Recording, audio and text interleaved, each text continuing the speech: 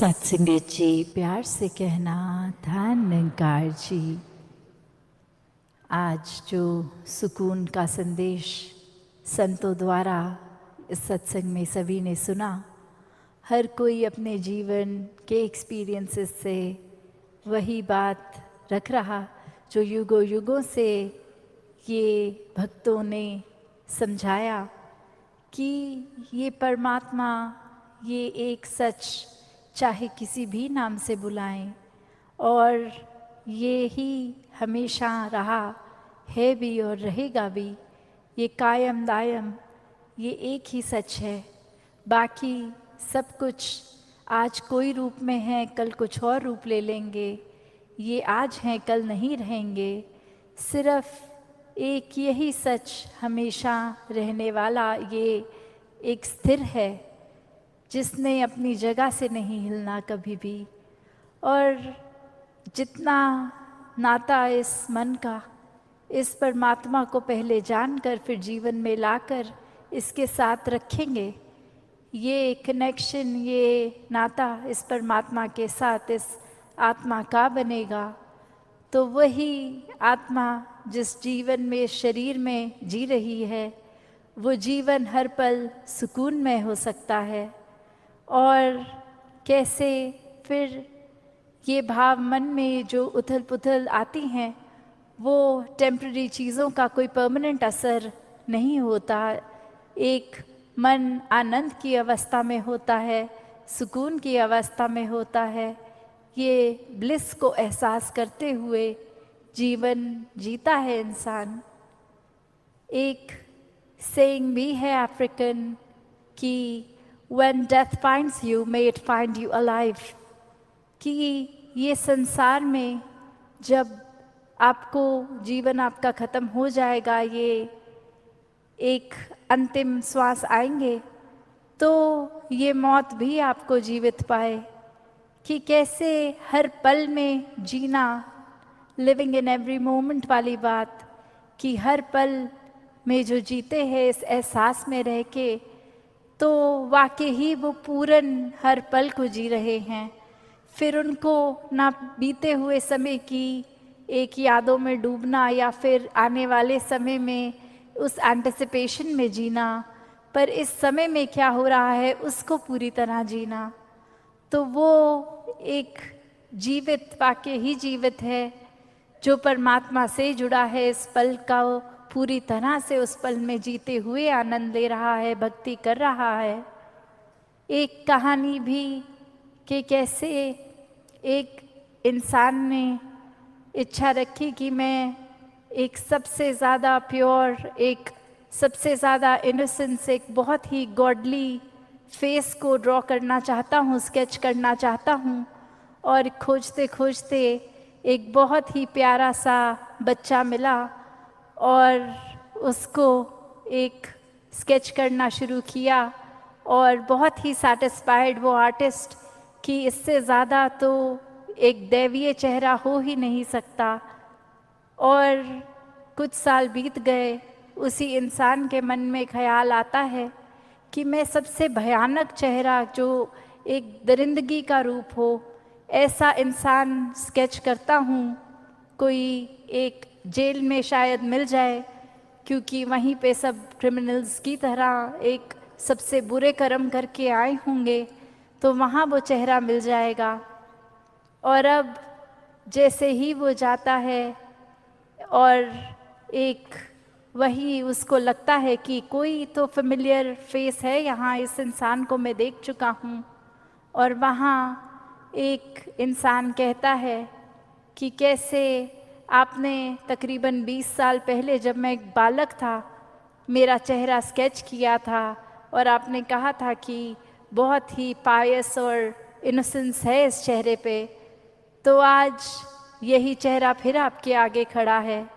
और अब वो आर्टिस्ट भी हैरान कि एक मेंटालिटी वाइज तो यही सोच के आया था कि एक बहुत ही खूंखार चेहरा मिल जाएगा, और वहाँ वही चेहरा जो बहुत ही नादानी रखता है, अभी भी बहुत ही इनोसेंस रखता है, वो दिख रहा है। और वो मान नहीं पा रहा कि इतना भोलापन होते हुए चेहरे पे ये कैसे कुछ गलत कर सकता है इंसान।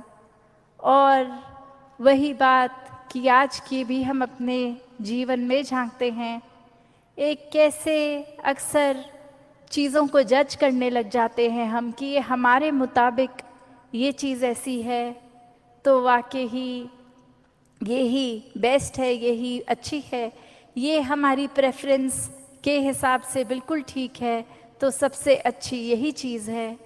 और वहीं एक हमारी डेफिनेशन या एक स्टीरियोटिपिकली हम कोई चीज़ किस तरह ढूंढ रहे हैं वो उस जगह पर ना मिले, उस जगह कुछ और मिल रहा है, तो ये मन फिर से सोच में पड़ जाता है।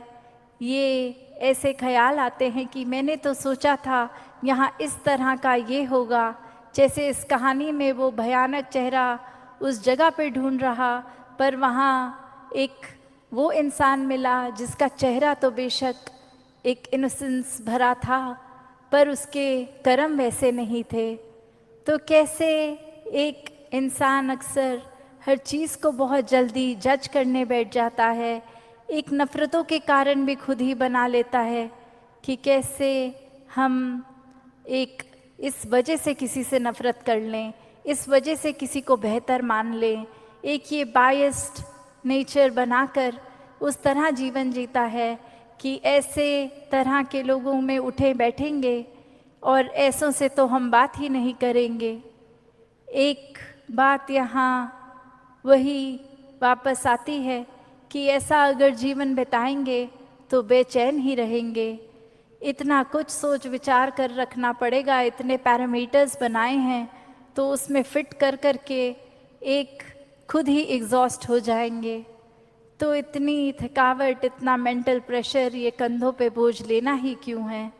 शुरू से ही इस परमात्मा से जुड़ के ये सुकून का जीवन ही क्यों नहीं बिताना, जिस पल ये एहसास हो कि कैसे हर पल में सुकून लिया जा सकता है, चाहे वो सुख की घड़ियां हो, दुख की घड़ियां हो, ये सुकून उसी तरह बरकरार रह सकता है। तो उसी पल इस परमात्मा की ओर मुख किया जा सकता है। ये ब्रह्म ज्ञान द्वारा जीवन में एक सुकून लाया जा सकता है। तो संतों ने यही हर समय समझाया, आज भी यही संदेश दे रहे थे कि ये श्वासों की घड़ियों ने तो ख़त्म हो जाना है, जीवन नहीं तो समाप्त हो जाना है। तो जिस समय हम इस संसार में आए, ये जो सुंदरता, ये चाहे प्राकृतिक थी या एक घर के माहौल या अपने मन की बात, तो जब इस संसार को छोड़ के जाएं तो वो संसार जैसा हमें मिला था उससे बेहतर छोड़ के जाएं, चाहे घर का संसार हो या बाहरली एक ये दुनिया, एक इकोसिस्टम की बात हो। तो कैसे प्राकृतिक सुंदरता को भी जहाँ रखना हमारा फ़र्ज़ है, वहीं एक रूहानी सुंदरता हमारे मनों में हमेशा रहे, क्योंकि एक मानवीय गुण तब तक ही हो सकते हैं जब वाकई ही ये रूहान, इस रूहानी ताकत, इस परमात्मा, ईश्वर, अल्लाह, इस निराकार से जब जुड़ते हैं, ये देखकर अपने जीवन में इसको शामिल करते हैं हर पल में, तो ये रूहानियत से इंसानियत का जीवन आ जाता है। फिर सारे ये ह्यूमन वैल्यूज़ एक बाय प्रोडक्ट की तरह ही जीवन में रहते हैं। फिर छोटी छोटी चीज़ें अगर हम जीवन को जीते हुए गलत भी करते हैं तो वो मन में भाव आ ही जाता है कि ये कुछ यहाँ हमें सेल्फ रिफ्लेक्ट करना है, हम अपने रास्ते से थोड़े से एक इधर उधर हो गए हैं। तो वापस ये संत प्रवृत्ति वाले ही होते हैं जो अपने अंदर झांक कर एक रीअलाइनमेंट करते हैं खुद की। हमेशा वापस ये नाता अगर टूट भी गया किसी वजह से परमात्मा से, एक डिस्ट्रैक्शन कुछ आ भी गई, तो कैसे वापस रियलाइन करना है इस परमात्मा के तरफ, ये एक सच्चाई, इस हकीकत के साथ वापस जुड़ना है। तो एक संतों का जीवन जीना तो वही बात है कि हर समय के लिए संत प्रवृत्ति बनना पड़ेगा। कुछ घंटों या कुछ लोगों के आगे दिखावा मात्र, एक good behaviour, best of your pretension self वाला बात तो नहीं, पर अगर हम बंद कमरे में अकेले भी उस नियत के हैं, उस प्रवृत्ति के हैं, तो लाखों लोगों से चाहे इंटरैक्ट करेंगे तो भी वो हमारा एक बेसिक ट्रू नेचर वैसा ही रहेगा। और एक ट्रू नेचर एक इंसान का क्या ही होता है, वो ये परमात्मा ही होता है कि जिन्होंने एक अपने आप को आधारित कर लिया परमात्मा ने, तो वो संत प्रवृत्ति ही हो गए, वो संत एक स्वयं ही परमात्मा रूप हो गए।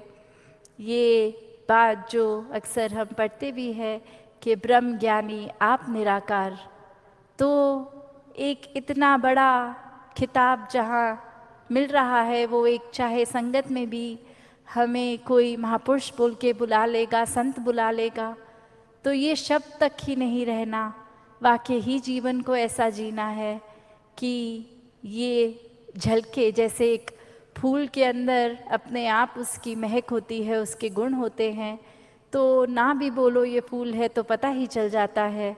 उसी तरह सिर्फ शब्द लगाने से कि ये संत हैं, महापुरुष हैं, बात नहीं बनेगी।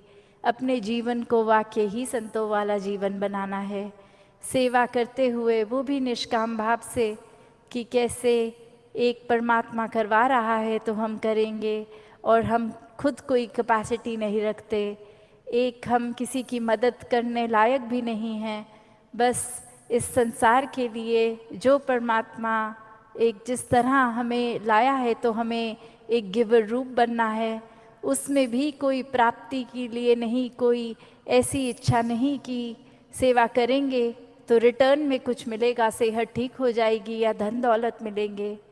ये निष्काम भाव की सेवा, ऐसी सेवा ही एक भक्तों के मन में होती है। और सत्संग रूप में संतों के अनेकों एक शब्द सुनकर वापस एक अपने अंदर आध्यात्मिक जागृति आती है। ये सच्चाई के रास्ते पे संत हमेशा वापस डालते हैं, अच्छे वचनों से जोड़ते हैं, जो सोच बनकर फिर कर्म एक नियत बन जाती है। और कैसे ये सुमिरन की भी बात जब होती है कि ये कोई शब्दों का ही सिर्फ उच्चारण नहीं है, ये सिर्फ शब्द ही नहीं बोलने, पर जो भाव है कि वाकई ही सिमरन करते हुए ये अपने मन को इस परमात्मा से मिला के वो भाव आए कि एक जो भी जीवन में हो रहा है, कुछ अगर ठीक नहीं तो वो गलतियां बख्शवाने का अपनी भाव, और साथ ही पूरे संसार के लिए एक वरदान्य जीवन हर किसी के हिस्से आए, ऐसे भाव संत रखते हैं। तो दासी की नज़र घड़ी पे और समय नहीं ले पाएगी, दातार कृपा करे हर किसी पे, हर किसी के जीवन में ये सुकून आए, ये भक्ति आए। साथ संगत जी प्यार से कहना, धान निंगार जी।